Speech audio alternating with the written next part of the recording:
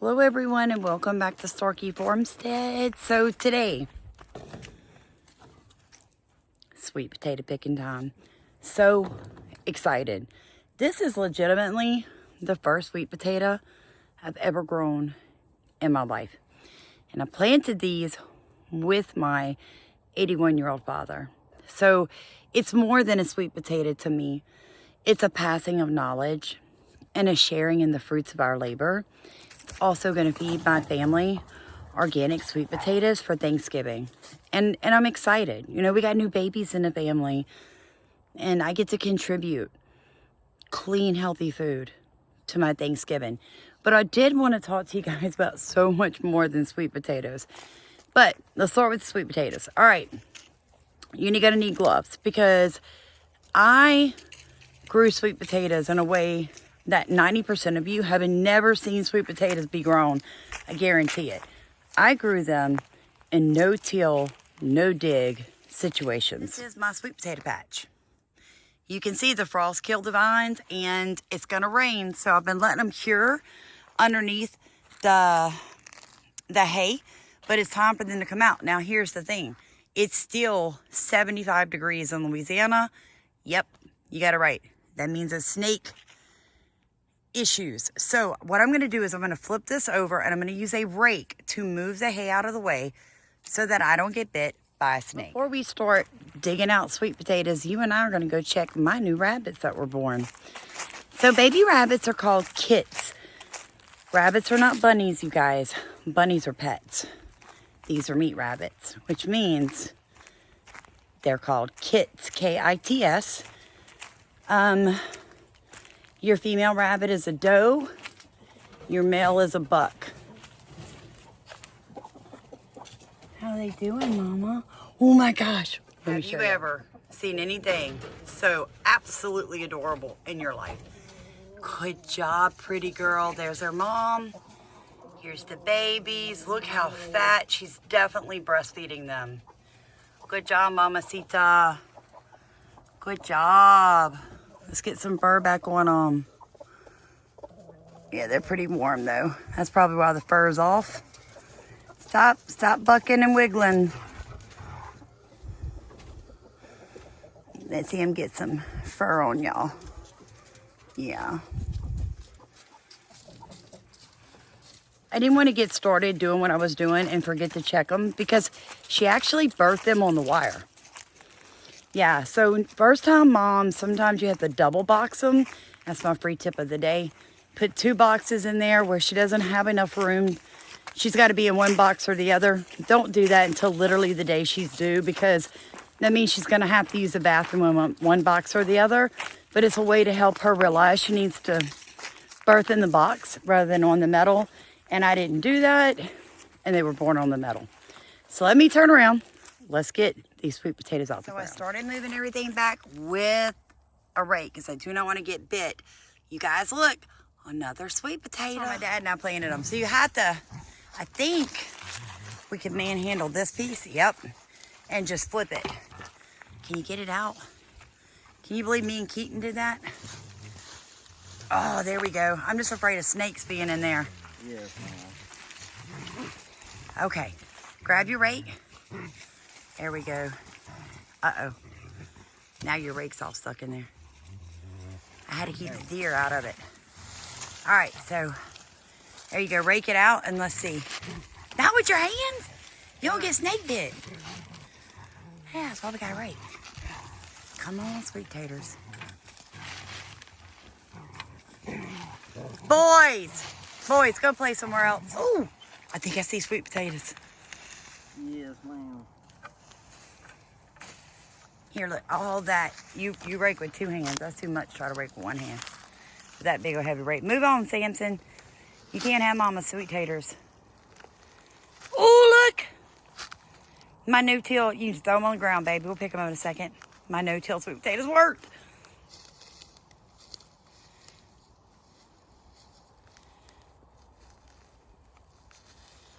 I'm so excited.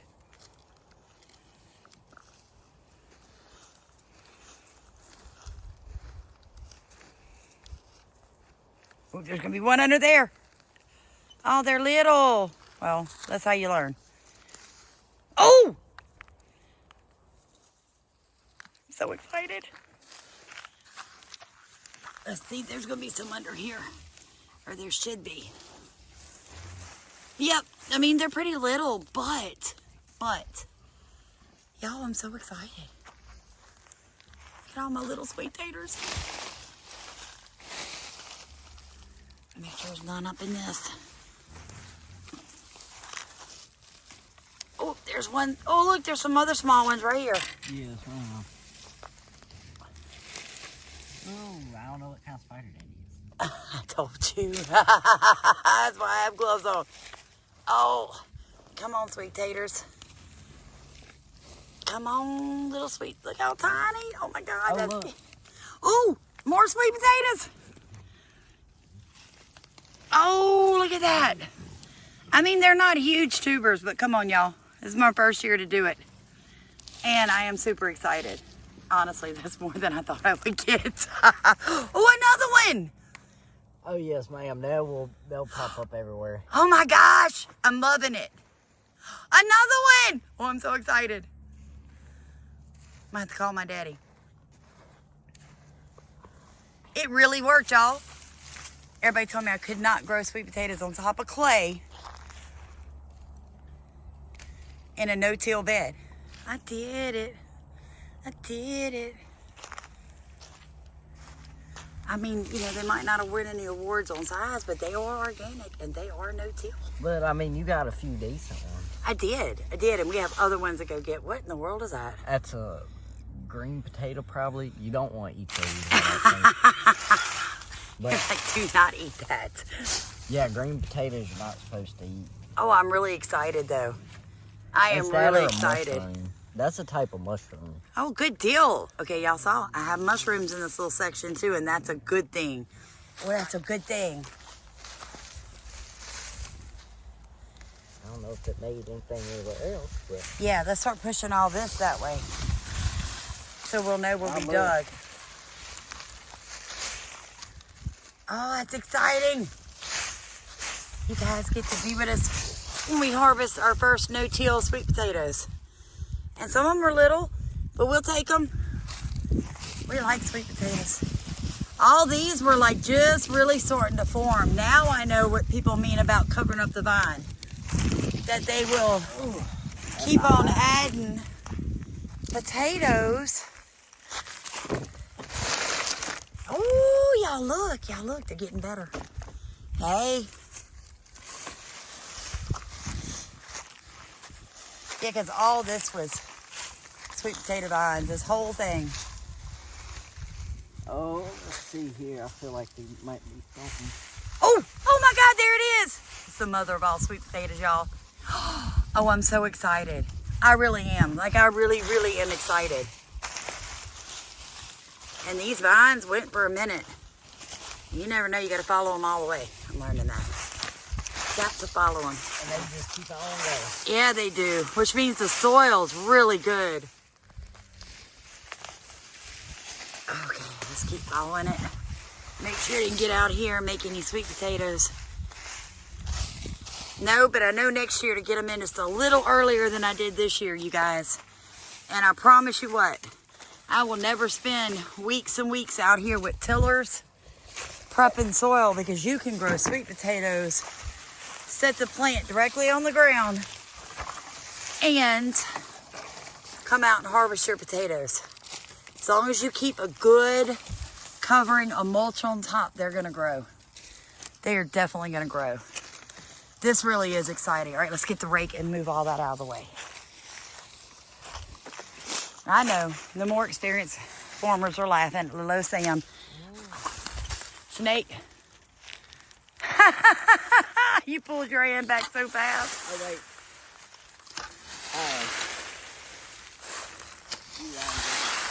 Ooh, more sweet potatoes, y'all. More sweet potatoes.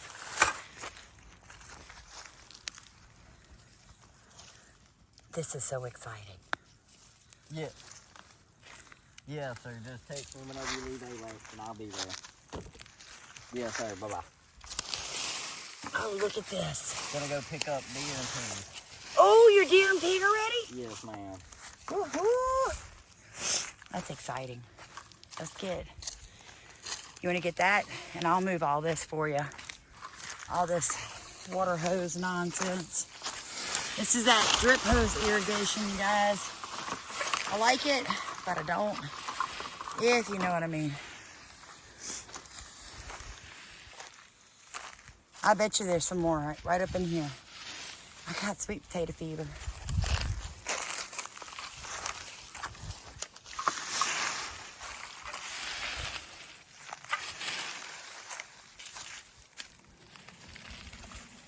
Squirrel.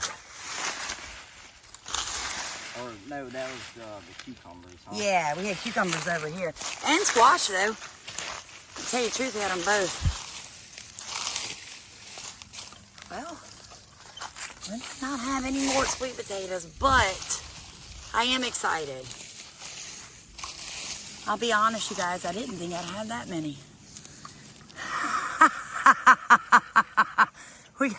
we have sweet potato vines and everything all mixed together, but so exciting. So I think we got, you know, maybe 3-4 pounds worth.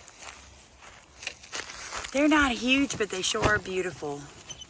And they're organic. I cannot say that enough, you guys. They are organic. That one's got some bug bites. Look at that. Look how pretty. No-till sweet potatoes. I'm so glad you guys got to watch us do our very first sweet potato harvest. And I wanted you to see how easy it was to harvest those sweet potatoes. It legitimately was that easy planting them in a no-till. And you can go back and watch that video my dad and I put out like 4 months ago. Now, what else I wanted to talk to you about is today I had to go to court. There was a time in my life, most of you have seen our video, my salvation video, what I talked about, where paying my child support was not important and wasn't something I actually could do. Well, had to go today, and I had already started paying before they made me go back to court. So we're excited about that. Looks like I'll be able to get my license back come March and my passport rights back come March because I'm finally paying on my child support. But what I want you guys to understand is when you owe money, especially for your children, no excuses. Get to a stage in your life where you can consistently pay and you get that child support paid. Even if, like me, all your kids are older than 18. Their dad deserves that. He deserves that because he was the solid parent when I was not. He paid and made sure they had everything they needed when I was out doing whatever I wanted to do. So I owe him that legally and I owe him that morally. So just remember that God will make a way. He'll help you get out of debt. He will help you get your finances straight, but you have to start. You have to be the one that starts that. I could have continued not paying. I would have ended up in jail. It's a criminal offense not to pay your child support. So just give you a word of knowledge and a little bit of just help to you guys that are trying to get your lives back together. You can't ignore what you owe. But you can't honestly go in there and explain to them where you were and where you are. Most people will row in your boat. Most judges, most attorneys will row in your boat. Thank you so much for rowing in Starkey Farmstead's boat, for being here with me today. I'm so thankful to be free in more ways than you will ever know. And I am so grateful to have taken care of things that I needed to take care of today and show myself without shaming my Father in heaven or my Father on earth. So God bless you. If you've not done so, please like, comment, and subscribe. Welcome to Starkey Farmstead. Pink. As Bryce Moore explains, researchers believe algae is behind the colorful hue. A chef by trade, Travis Morin has a passion for photography in between his restaurant jobs. When a friend called him yesterday to tell him that Kealia Pond had turned pink, and I'm like, there's no way. I'm like, I don't believe it. It can't be that pink. So at sunset, I was just driving by on my way out of Kihei, and I looked over and I was like, that does look very pink. He parked his car and sent up a drone. I thought, I was like, it kind of looked like the color of Pepto-Bismol. I think, part of the reason why it was so vibrant was it was the time of the day. There was less glare. There was less reflection. The Pacific Whale Foundation says Kealia Pond used to be connected to the ocean, but not for the last few years. Add on the drought conditions West Maui is experiencing. that has caused some algae and bacteria to bloom. Some species that are very salt tolerant and that thrive in a salty environment. The fresh water is evaporating, leaving behind a lot of salt. And so that's leaving it with this beautiful pink color. It seems that those type of algae, they have beta carotene pigment in them, which is like what gives carrots the color that they have. It's nothing man-made or toxic that we need to be concerned about. So this is not Photoshop. It's not a prank, like someone dumped something into the water. This appears to be natural. That's right. It's not a joke. It's not a Halloween prank or anything of that nature. It's real life. Nature is sometimes pretty amazing. The pond is home to fish and birds who don't seem to be affected, and no large die-offs have been reported. I mean, I would not recommend anyone go out there and taste it, but I'm sure it's extremely salty water right now. The U.S. Fish and Wildlife Service says the Department of Health collected samples and sent them to UH for analysis. We'll follow up on what they In learned. this last clip, you're going to see people outside of the White House banging on the gates, shaking the gates, leaving bloody handprints. I don't know if it's real blood, but that's what they said, red handprints, all over the gates, screaming, "Free Palestine." So I'm curious, what do you think about that? Do you think that if conservatives went and did that and banged on the gates and screamed and attacked the White House guards, that you and I would not be in jail? Do you think that we are possibly living in a police state time? Which these are the people that put Biden in office. So his own people want to string him up because for once, I have to give it to the man.